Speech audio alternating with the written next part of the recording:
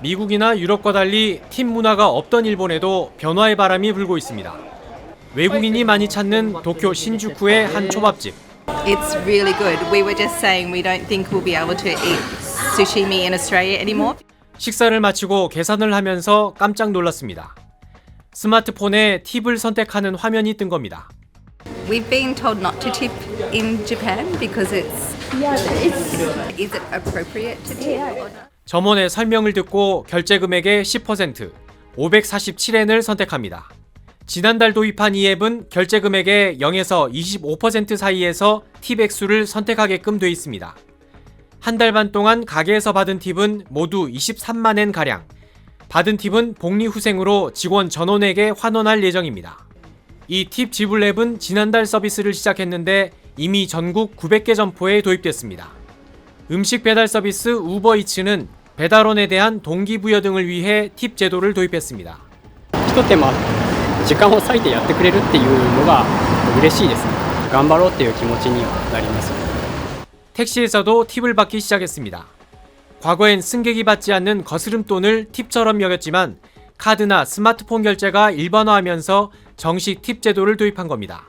300円とか多い時だと500円みたいなチップいただいたということは安心して目的地までお送りすることができたんだな、いいサービスができたんだなっていう。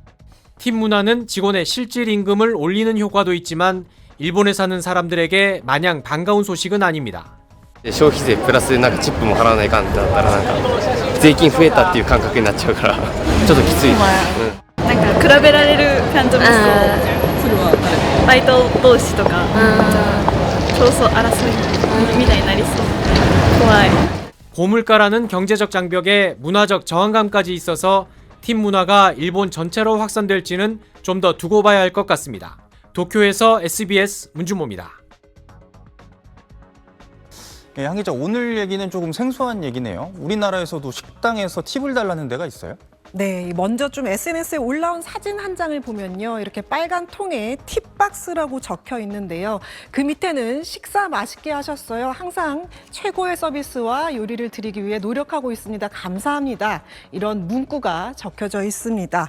지난 주말 여의도 한 식당을 다녀온 분이 계산대 팁박스를 찍어서 올린 게 온라인상에서 화제가 되고 있습니다.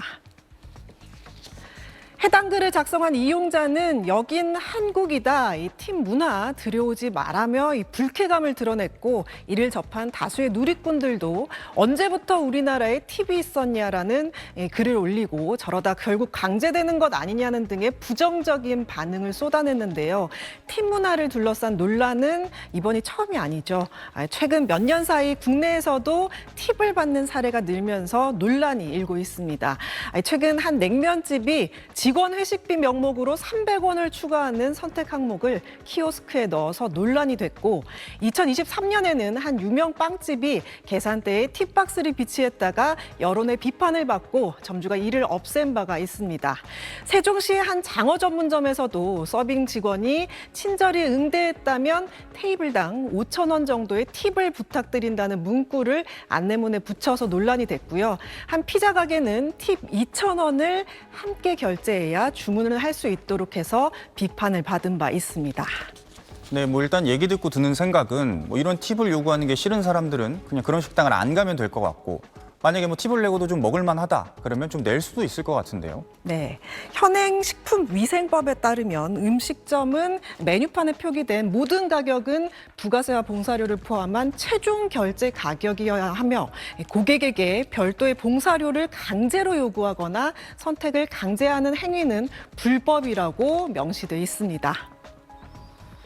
그럼 앞에 나왔던 경우들은 법을 어긴 거냐? 이 팁 요청이 강제성이 없이 선택사항일 경우에는 위법으로 보긴 어려워서요. 앞에서 언급한 대부분의 경우는 법을 어긴 건 아니고요. 팁을 함께 결제해야 주문을 할 수 있도록 한 경우만 위법성이 있다고 볼 수 있겠습니다.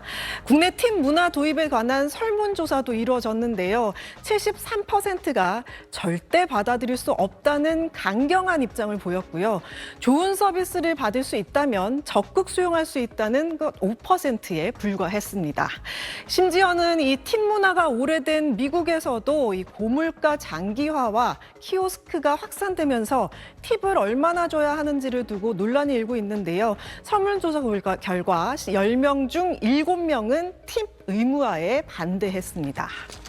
네, 이번엔 좀 다른 얘기를 해보죠. 요새 휴가철이다 보니까 비행기 티켓 예매하시는 분들이 많은데, 뭐 지각 출발, 지각 도착 가장 많이 하는 여행사가 아니라 그 항공사가 어딘지 지금 뭐 조사 결과가 나왔다고요? 네, 올해 상반기 전국 공항에서 집계된 10개 국내 항공사 평균 지연율은 23.6%인데요. 이 가운데 최고 지연율을 보인 곳은 에어서울로 나왔습니다.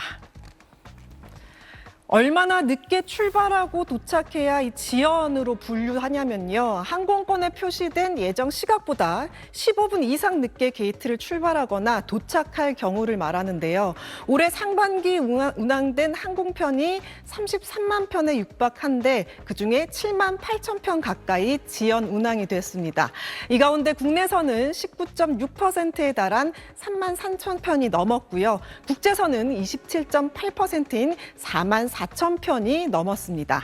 항공사별 지연율을 보면 방금 말씀드린 에어서울이 전체 노선에서 평균 36.5%로 가장 높았는데요. 에어서울 항공편 석 대 중 한 대는 정시 출발 또는 도착하지 못한다는 계산이 나오는 겁니다. 에어서울은 국내선에서 28%, 국제선에서 41% 지연되면서 두 부문 모두 최대 지연율을 기록했고요. 지난해 국토부 항공교통서비스 평가 운항 신뢰성 부문에서 전체 국적 항공사 중 가장 낮은 점수를 받은 바 있습니다. 국내선 기준으로 에어서울 다음으로 진에어, 이스타항공 순으로 이 지연율이 높았고, 국제선 지연율에서는 이 진에어와 에어프레미아, 아시아나항공이 그 뒤를 이었습니다.